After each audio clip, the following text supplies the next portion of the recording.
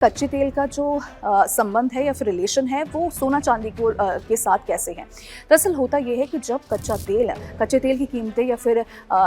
Crude oil की कीमतें international market में बढ़ती हैं तो उसकी वजह से हर एक देश में महंगाई यानी कि इन्फ्लेशन बढ़ता है और ऐसे में हर जगह महंगाई आपको देखने को मिलती है, चाहे वो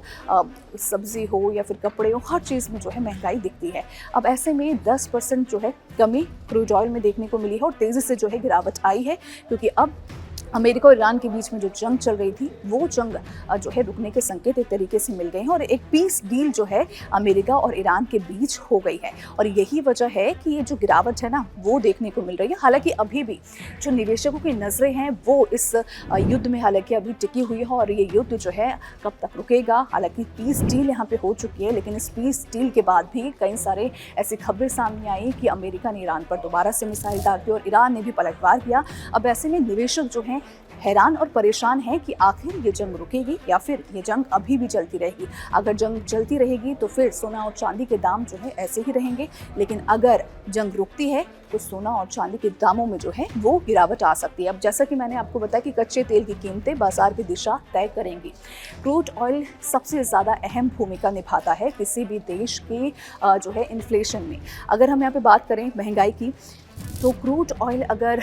उसकी कीमतें बढ़ती है इंटरनेशनल मार्केट में तो यही रीज़न होता है किसी भी देश में महंगाई बढ़ने का। और अब की बात करें तो महंगाई जो है इसलिए थोड़ी सी कम भी होती हुई नज़र आ रही है, क्योंकि इंटरनेशनल लेवल पर क्रूड ऑयल के जो प्राइसेस हैं वो कम होते हुए दिख रहे हैं, यानी कि 10% इसमें कमी आई है क्योंकि पीस डील एक तरीके से हो गई। और यही वजह है कि जो सोना और चांदी के प्राइसेस में जो गिरावट आई है ना, कच्चे तेल की उसमें सबसे ज़्यादा भूमिका है। और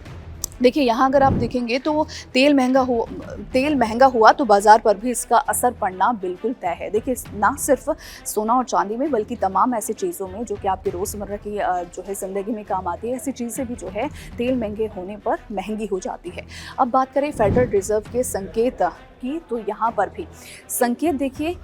अमेरिका की अगर हम बात करें तो फेडरल रिजर्व के यहाँ पे सबसे ज़्यादा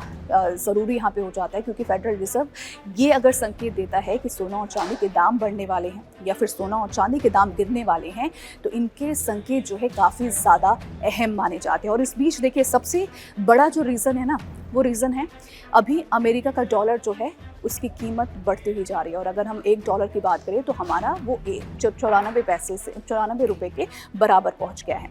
अब डॉलर बढ़ता है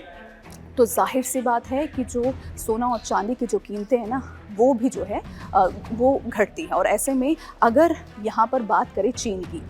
घटती हुई कीमतों का सबसे बड़ा जो रीज़न है वो यही है कि डॉलर का जो वैल्यू है वो बढ़ती हुई नज़र आ रही है। और अगर हम चीन की बात करें तो चीन का जो अभी इंटरनेशनल मार्केट है वो इस सोने चांदी को जो है काफ़ी बड़ी मात्रा में इसकी खरीद कर रहा है और ख़रीद रहा है। और यही रीज़न है कि इसमें उतार चढ़ाव भी देखने को मिल रहा है, जहाँ एक तरफ डॉलर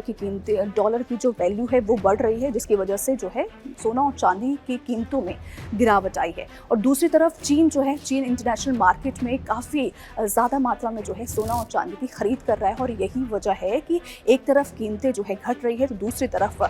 काफ़ी ज़्यादा खरीदारी की वजह से कीमतें जो है वो बढ़ रही हैं। तो ये जो है उतार चढ़ाव देखने को मिल रहे हैं और यही वजह है कि सबसे ज़्यादा जो है अभी करेक्शन फेस में सोना और चांदी चल रहा है। तो कुछ कहा नहीं जा सकता कि जो ये संकेत एक तरीके से मिल रहे हैं कि क्या सोना चांदी अभी टेम्प्रेरी तरीके से इसमें गिरावट आई है या फिर आगे भी ऐसा रहेगा। इसे लेकर एक्सपर्ट्स भी यही कह रहे हैं कि अभी करेक्शन फेस चल रहा है, जब ये करेक्शन फेस जो है ख़त्म होगा, बंद होगा, तभी कुछ कहा जा सकता है। लेकिन अगले आने वाले 1-2 दिनों में ये गिरावट जो है वो आपको देखने को मिल सकती है। तो अगर आप भी सोना चांदी खरीदने की सोच रहे